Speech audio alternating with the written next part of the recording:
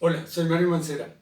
Hoy vamos a hablar de el factor de riesgo químico. Entonces, cómo nos afecta el riesgo químico en las labores que hacemos en las diferentes industrias. Entonces, he hecho una presentación también tipo resumen, como otras que he hecho, para que podamos en un solo video ver la globabilidad de todo el tema y luego vamos viendo, desarrollando los temas en forma específica.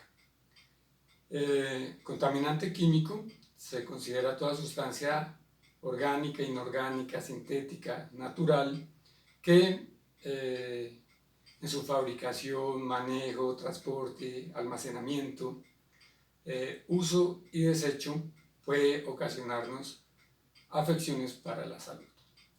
Esas afecciones pueden ser de tipo irritante, corrosivo, asfixiante, cancerígeno, mutagénico, teratogénico, narcótico, alérgico o sistémico. Entonces eso es lo que nos puede ocasionar una sustancia química. Miremos aquí entonces en la imagen que tenemos acá, primero esta parte del grado de agresión. Entonces, el grado de agresión, ¿de qué va a depender? Va a depender de la toxicidad, de la concentración de la sustancia, del tiempo de exposición y de las vías de ingreso. Entonces, la toxicidad, ¿por qué? Porque hay sustancias pues, que son más tóxicas que otras, tienen una agresividad mayor.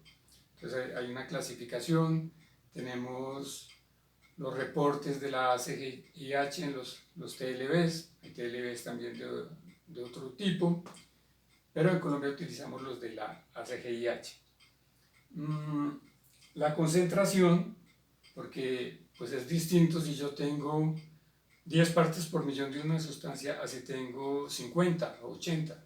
Entonces, entre mayor sea ese nivel, pues va a ser más perjudicial. Obviamente, ese nivel hay que compararlo con el valor límite permisible, para saber si estamos o no dentro del rango.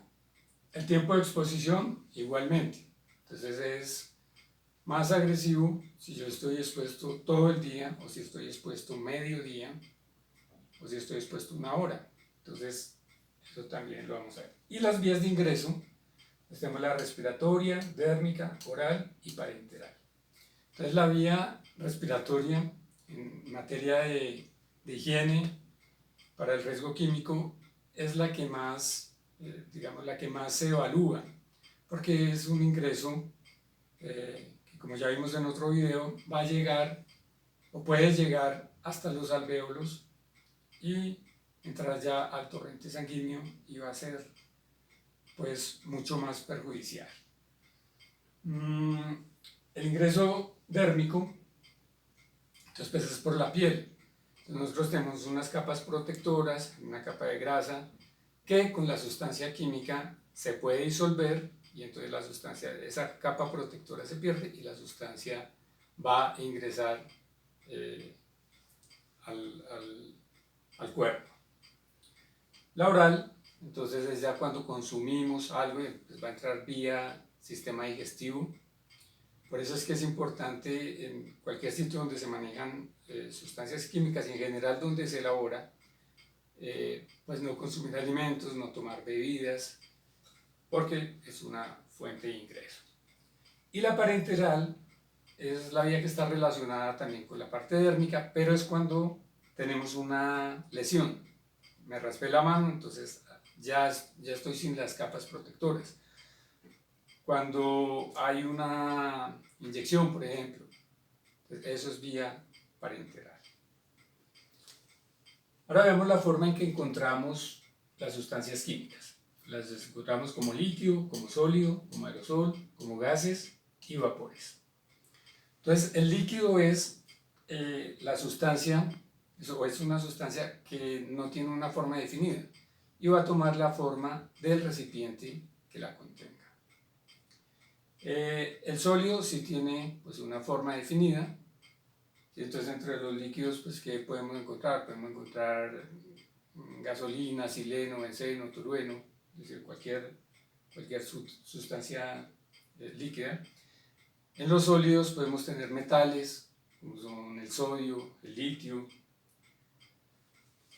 Los aerosoles, entonces, vamos a tener polvos, fibras, humos y neblinas, los aerosoles.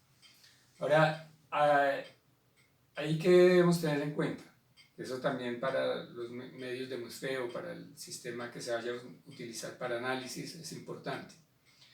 Entonces, el polvo tiene un tamaño que oscila entre 0,1 y 60 micras. Las fibras están definidas como digamos, una sustancia cuya longitud es mayor a 3 veces su diámetro. Entonces, eso es una fibra. Podemos tener una fibra de asbesto, por ejemplo.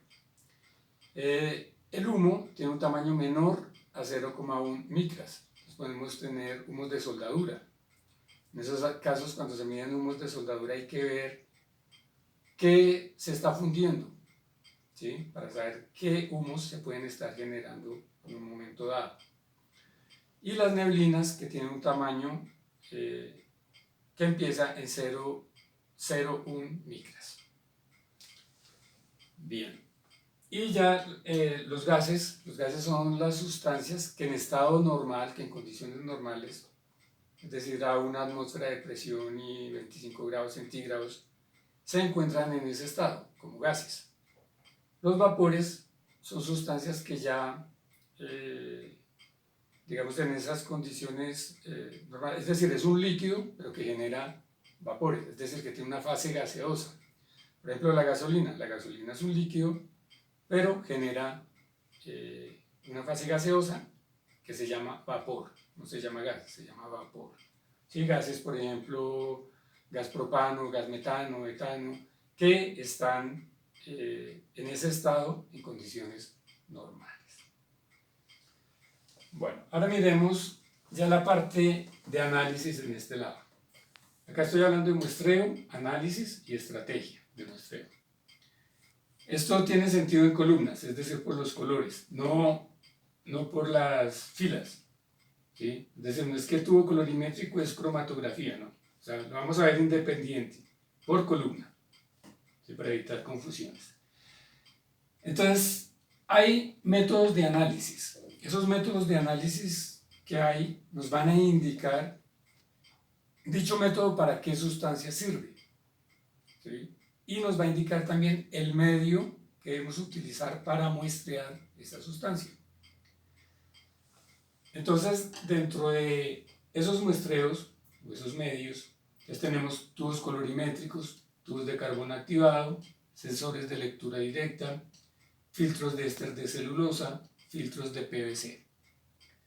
Entonces, ahí que tenemos que tener en cuenta. Entonces, los tubos colorimétricos son, digamos, eso lo he explicado en otro video de muestreo de sustancias con tubos colorimétricos, pero es una medición que nos va a dar inmediatamente el resultado, o en los siguientes 2 minutos. Se toma la muestra y nos da un resultado inmediato. La de carbón activado, entonces es un tubo también, pero de carbón activado. Se toma la muestra, pero esa muestra ya requiere un análisis. Entonces se lleva al laboratorio y dependiendo de la muestra que sea, se va a hacer un tipo de cromatografía, hay varios, o un tipo de espectrofotometría, hay varios también, espectrofotometría, perdón. Sensores directos, entonces los sensores directos, ya tengo un equipo que tiene los sensores. Por ejemplo, pensemos rápidamente en los sensores para espacios confinados, que nos miden oxígeno, nos miden H2S, sulfuro de hidrógeno, que lo mide en forma directa. Mide monóxido de carbono, lo mide en forma directa. Eso es un sensor de detección. Los filtros de éster de celulosa, entonces ya son filtros que se utilizan para cuando vamos a medir humos, ¿sí? Y los filtros de PVC para material particular. Entonces, estos tres que tengo acá me sirven para gases y vapores, o sea, tubos colorimétricos, carbón activado y sensores me sirven para gases y vapores. Filtros de éster de celulosa para humos. Filtros de PVC para material particulado. Y se puede utilizar, en otro cassette lo tenemos, se puede utilizar para el cassette normal de PVC de 37 milímetros o el ion, que está explicado como les digo. Entonces los análisis ya hablamos algo, pero entonces son cromatografía, que hay varios tipos, espectrofotometría, que hay varios tipos, gravimetría y microscopía. Entonces, por ejemplo, para gases y vapores, cromatografía, espectrofotometría. El gravimétrico me sirve cuando voy a medir, por ejemplo, material particulado con filtros de PVC. El de microscopía, por ejemplo, cuando vamos a hacer un conteo de asbesto, ¿sí? De fibras de asbesto. Bien. La estrategia, pues hay un video ya de muestreo, estrategias de muestreo. Entonces encontramos muestreo único de periodo completo, muestreo único de periodo parcial, muestreo consecutivo de periodo parcial y muestreo puntual. Vamos a entrar en el detalle. Como les digo, este es para que tengamos una globabilidad del riesgo químico, pero eso está ya en forma específica en otros videos y los que no están pues los voy a ir cargando. Tenemos los valores límites permisibles, TLV por las siglas en inglés, Threshold Limit Value. Y el TLV puede ser TWA, Steel y Ceiling, cilindro techo. Entonces ahí que tenemos que tener en cuenta, el TLV, TWA es aquella concentración a la cual podemos estar expuestos máximo 8 horas al día, 40 horas a la semana. El Steel es una concentración a la cual podemos estar expuestos 15 minutos al día, pero esos 15 minutos se pueden repetir 4 veces, siempre y cuando haya un descanso entre una exposición y otra de 1 hora. Entonces, ese es el Steel. Ahora, ese descanso, pues obviamente tiene que ser en un sitio donde no esté ese contaminante ni ningún otro. O sea, tiene que ser un área limpia. Y el cilindro techo es una concentración a la cual no podemos estar expuestos en ningún momento. Los TLVs, cuando tienen una exposición diferente, entonces hay que hacerle una corrección a ese TLV. Entonces tenemos el valor, pero tenemos que hacerle una corrección. Esa corrección se puede hacer por el método OSHA, se puede hacer por el método farmacocinético o se puede hacer por el método Brief Scala, digamos los más conocidos. A veces el valor que tenemos en el TLV o la unidad que tenemos en el TLV es distinta al reporte del laboratorio. Es decir, tenemos el TLV en miligramos por metro cúbico y nos dan el reporte en partes por millón, o lo contrario. Entonces para eso simplemente hay una fórmula. Las personas que toman los cursos pueden ver que tengo aplicativos donde podemos hacer esa conversión, ¿sí? Entonces tenemos que los TLVs, cuando están en miligramos por metro cúbico, son iguales al TLV en partes por millón por el peso molecular de la sustancia sobre 24.45. ¿Sí? Si queremos lo contrario, pues despejamos. Muy bien, el TLV que utilizamos en Colombia son los de la CGIH. Y pues obviamente en la última versión, que ya está la versión 2020. Entonces, ahí aparecen, aparte de los TLVs, TWA, Steel y techo, aparece el peso molecular, aparece una notación referente a si es cancerígeno o no la sustancia, y aparece un dato que está relacionado con los BASE, o sea, con los niveles de exposición biológico. Entonces nos va a decir, esa sustancia requiere que usted haga una muestra de sangre al final de la jornada, o una muestra de aire, o una muestra de las uñas o del cabello, bien, para determinar otras contaminaciones. Entonces, esa parte cancerígena puede decir A1, A2, A3, A4 o A5. Si es A1, quiere decir que es confirmado cancerígeno en humanos. Si es A2, quiere decir que es sospechoso de ser cancerígeno en humanos. ¿Sí? Si es A3, quiere decir que es cancerígeno en animales. Si es A4, nos va a indicar que no está clasificado como cancerígeno en humanos, y si es A5, nos va a decir que no es sospechoso de ser cancerígeno en humanos. Muy bien, después de eso, entonces ya con los resultados, con los datos, vamos allá del grado de riesgo. El grado de riesgo en este caso es igual a la concentración que yo hallé, es decir, yo tomé la muestra, me di un resultado, hice las correcciones que tocaba hacer. Hay que hacer correcciones también de altura, ¿sí? Depende del sitio geográfico donde estemos. Y ese es el valor que pongo acá, o sea, lo que me dio sobre el TLB.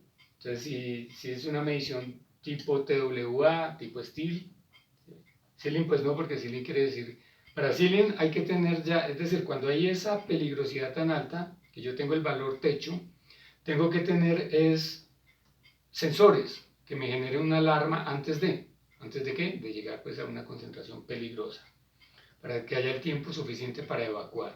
Entonces eso es muy importante. Y digamos que esta es la forma simple de calcular ese grado de riesgo. Pero ese grado de riesgo también puede ser aditivo, dependiendo de la sustancia. O hay sustancias que son excluyentes. Cada una tiene su propio, es decir, no es una sustancia que tenga un target, ¿sí? Que todas apuntan al mismo órgano. Entonces, esas son sumatorias. Cuando no, son excluyentes.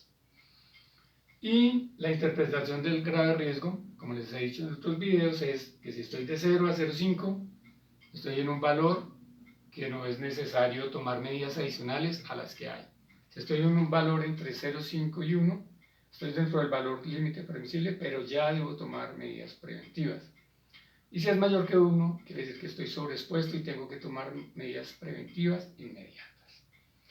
Y finalmente miremos los controles. Los controles obviamente que varían de acuerdo a la situación, pero esos controles, en el curso de Sistema de Gestión de Seguridad y Salud en el Trabajo, vemos los controles que pueden ser de eliminación, de sustitución, de ingeniería, administrativos o el uso de elementos de protección personal. Para la parte química, la parte de eliminación es difícil, aún la de sustitución. Es decir, yo no puedo decir hay que eliminar los químicos para poder, para que estemos, digamos, dentro de un nivel adecuado. Hay sustancias ya que por su concentración o por su peligrosidad se han prohibido. Entonces, eso es otro punto. Pero digamos acá a veces es difícil eliminar una sustancia o sustituirla. Al sustituirla el riesgo permanece, solo que puede bajar un poco. Pero las características de una sustancia y otra a veces hacen que no se puedan sustituir porque hay una que es más eficiente que la otra. Entonces acá nos convienen más los controles de ingeniería. Entonces yo puedo tener una extracción general, ¿sí? Entonces pongo aquí en el techo una extracción, o aquí en la pared una extracción general. Puedo tener una extracción localizada, con una campana, por ejemplo. Entonces esa campana es conveniente pues que tenga la cortina o que tenga un ingreso con guantes, ¿sí? Que esté sellada y con un ingreso con guantes, para que realmente sea efectiva. Una campana abierta generalmente deja salir parte de esos gases y vapores. Una extracción hacia afuera sí, es lo ideal. Es decir, si yo estoy trabajando acá, es decir, que acá estuviera la pared sería lo conveniente, y estoy haciendo una extracción hacia afuera. Entonces me extrae eso y va al exterior. Obviamente hay que tener los filtros necesarios para que el medio ambiente no se vaya a afectar. Entonces eso era lo que quería contarles esta vez y nos vemos entonces en el próximo video.